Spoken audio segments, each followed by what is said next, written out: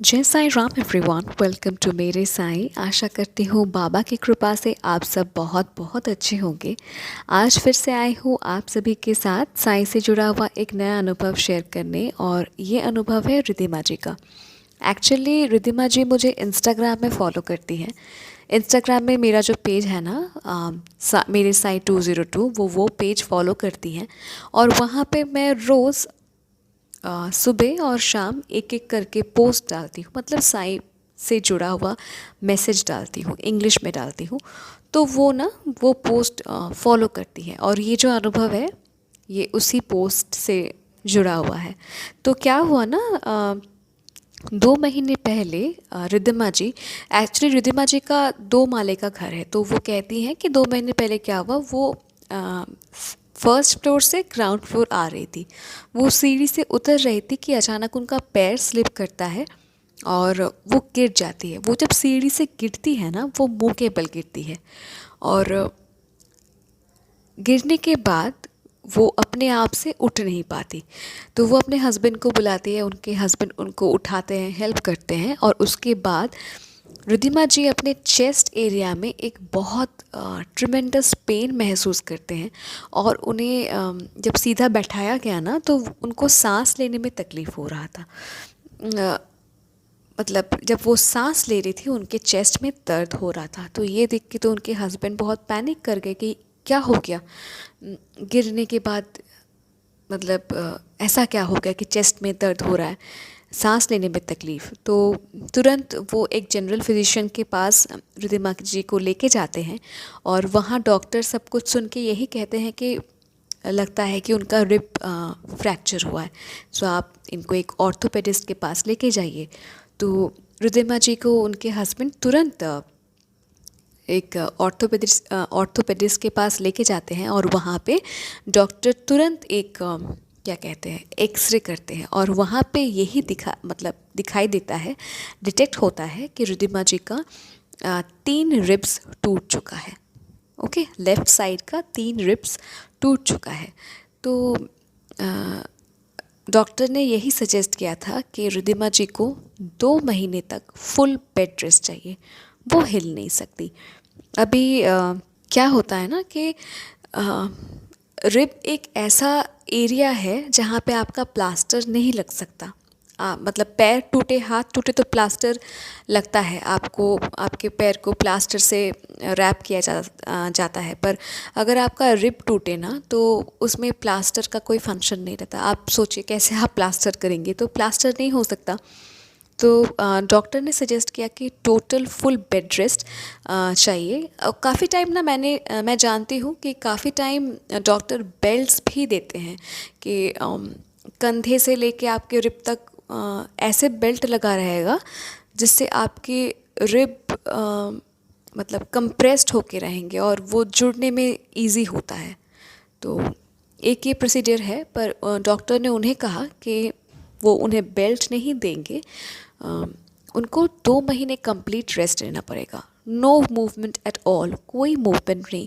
Movement क्यों नहीं? क्योंकि अगर आप इधर उधर मूव करें, स्ट्रेच करें अपने हाथ पैर को, तो ना वो जो आपका जहाँ पे फ्रैक्चर हुआ है, तो वो फ्रैक्चर और बढ़ सकता है। और अगर गैप ज़्यादा बढ़ गया ना, तो हड्डियों के बीच में मसल्स, आई मीन क्या बोलते हैं, मांस ग्रो कर जाएंगे, जो कि ठीक नहीं है। तो डॉक्टर ने कहा एकदम मूवमेंट अलाउड नहीं है। जो साइड टूटा है उस साइड के ऑपोजिट डायरेक्शन पे आप सोना, ताकि प्रेशर ना पड़े। पर 2 महीने कंप्लीट रेस्ट चाहिए।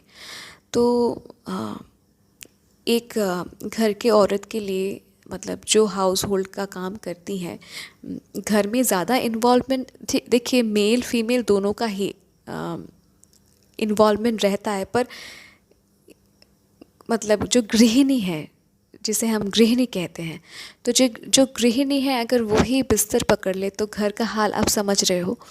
तो सर मैनेज कर रहे थे। रिद्धिमा जी के जो हस्बैंड है वो बहुत हेल्पफुल है, वो बहुत कोऑपरेटिव है, तो वो बहुत मैनेज कर रहे थे। वो उन्होंने वर्क फ्रॉम होम करना चालू किया ताकि वो रिद्धिमा जी को हेल्प कर सकें, टाइम पे रिद्धिमा जी को दवाई फिर खाना खिला सके। तो वो तो ये सब कर ही रहे थे, पर रिद्धिमा जी को बिस्तर में पड़े रहना बिल्कुल भी अच्छा नहीं था। मोर ओवर रिद्धिमा जी कहती हैं कि वो है साईं डिवोटी, और उनका ये आदत है हर थर्सडे विदाउट फेल वो साईं मंदिर जाती हैं। वहाँ पे 5 मिनट भी हो तो वो बैठ के आती है, वहाँ पे बाबा का दर्शन करती है, तो उन्हें बहुत अच्छा लगता है, उन्हें सुकून सा मिलता है।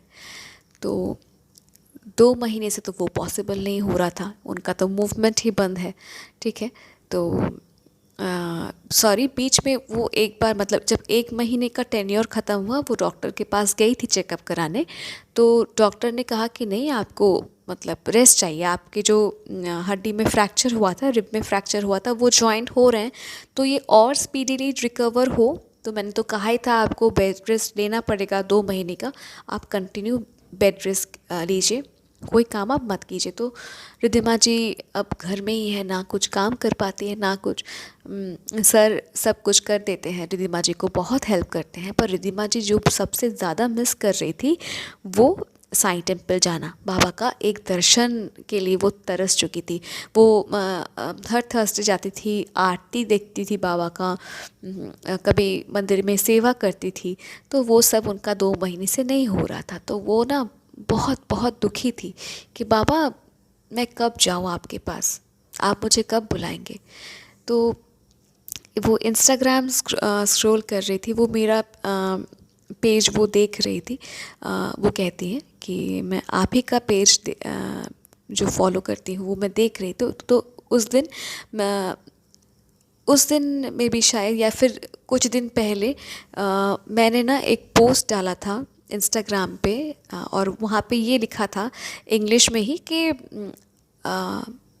चिंता मत करो, अगर तुम मुझसे मिलने के लिए नहीं आ सकती तो मैं तुम्हारे पास आऊँगा। तो ये पोस्ट मैंने इंस्टाग्राम में डाला था और ये इंग्लिश में लिखा हुआ था, ठीक है। तो मतलब ये पोस्ट मैं नहीं लिखती, साईं ही लिखाते हैं मुझको। तो ये पोस्ट मैंने लिखा था कि अगर तुम मेरे पास नहीं आ सकती तो चिंता मत करो, मैं तुम्हारे पास आऊँगा।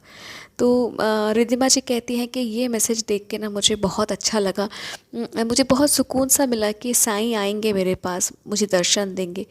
तो वो इंतज़ार करने लगी कि कब साईं आएंगे उनके पास, कब उनको दर्शन देंगे साईं। तो एक दो बार वो सोचने लगी कि क्या साईं उनको स्वप्न दर्शन देंगे, क्या साईं उनके घर प्रसाद के रूप में आएंगे। तो ऐसे सोचते सोचते 3-4 दिन बीत गया कि एक दिन अचानक उनके घर के सामने साईं बाबा के बहुत ज़ोर ज़ोर से भजन और कीर्तन करते करते, मतलब एक बड़ा सा ग्रुप जा रहा था। तो ये वो अपने बेडरूम से ही मतलब सुन पा रही थी कि एक बड़ा सा कोई ग्रुप आ रहा है जो साईं बाबा के भजन, साईं बाबा का नाम करते करते उनके घर की तरफ आ रहा था। और वो अपने बेडरूम के खिड़की से देखती हैं कि साईं बाबा का पालकी आके उनके घर के गेट के सामने खड़ा होता है। और ये देख के तो वो मतलब पहले समझ नहीं पाती कि क्या है। फिर वो मतलब बेडरूम से उनका घर का मतलब मेन रोड दिखता है।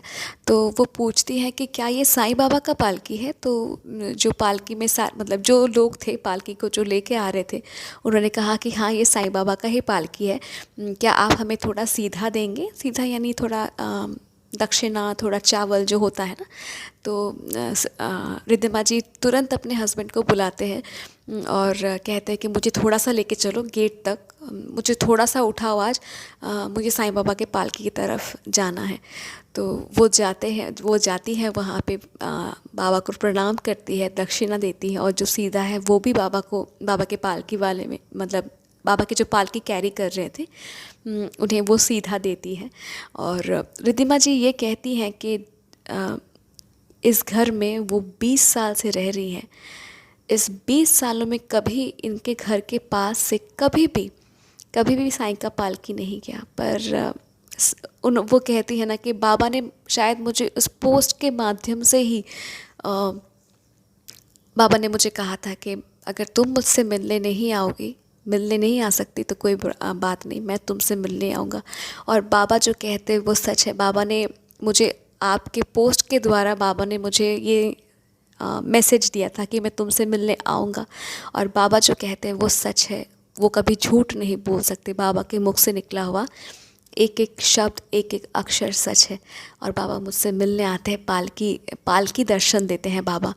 तो रिद्धिमा जी कहती हैं कि मैं ये मेरा सौभाग्य मानती हूँ कि मैं घर में सीढ़ी से गिरी, 2 महीने तक मैं बिस्तर में थी, मैं चल नहीं पाती, मेरा रिब टूट गया है। मैं इसको मेरा सौभाग्य मानती हूँ, क्योंकि अगर मेरा ये रिब टूटा नहीं होता तो साईं मेरे पास नहीं आते। इस रास्ते में मेरा जिस रास्ते पे घर है, 20 सालों से इस रास्ते के ऊपर आज तक, मतलब उस दिन तक मतलब कोई पालकी नहीं गया। साईं बाबा का पालकी उस तरफ से जाता ही नहीं था। तो वो कहते हैं ना कि ये मेरा परम भाग्य है, ये मेरा सौभाग्य है कि मैं सीढ़ी से गिरी, मेरा रिब टूटा, और इसीलिए मेरा रिब टूटा, इसीलिए साईं मुझे मेरे घर में मिलने आए। तो बहुत ही प्यारा सा अनुभव है रिद्धिमा जी, थैंक यू फॉर शेयरिंग। मैं बस बाबा से यही प्रार्थना करूँगी कि आप बहुत जल्दी स्वस्थ हो जाएं, आपका रिब का जो फ्रैक्चर है वो जल्दी से ठीक हो जाए, आप जल्दी से अपने नॉर्मल लाइफ पे लौट जाएं, और बाबा आपके परिवार को बहुत आशीर्वाद दे, आपको बहुत आशीर्वाद दे। मुझे इस अनुभव में अच्छा ये लगा कि देखिए, भक्ति ऐसा ही होना चाहिए। मैं कहती हूँ ना कि ये टर्म भक्त और भक्ति, ये टर्म ना बहुत छोटे छोटे टर्म है, ठीक है, भक्त और भक्ति, पर इस टर्म जो है ना, इस शब्द की गहराई बहुत ज़्यादा है, इस शब्द का वज़न बहुत ज़्यादा है। पर देखिए, यही है भक्ति, यही है प्यार। रिद्धिमा जी जो सीढ़ी से गिर के 2 महीने तक बेड में है, चल नहीं पा रही है, कुछ नहीं, वो टोटली बेड रेस्ट में है, वो सीढ़ी से गिरना, अपने रिब फ्रैक्चर होना को भी अपना सौभाग्य मानते हैं। क्यों? क्योंकि इसीलिए बाबा उनके घर तक आते हैं, उनसे मिलने, उन्हें आशीर्वाद देने। तो बहुत अनोखा है ना इनका प्यार बाबा के प्रति। और बाबा का भी प्यार देखिए। मैं कहती हूँ ना, बाबा को सब पता है। बाबा, हम ही गलत समझ लेते हैं बाबा को कि बाबा आपको मेरा समस्या, मेरा प्रॉब्लम, मेरा दुख दर्द कुछ नहीं दिखता, पर बाबा को सब दिखता है।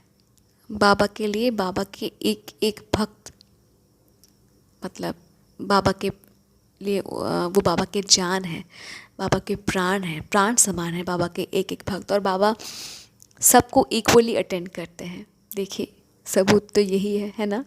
सो थैंक यू रिद्धिमा जी, अपना बहुत प्यारा सा अनुभव हमारे साथ शेयर करने के लिए।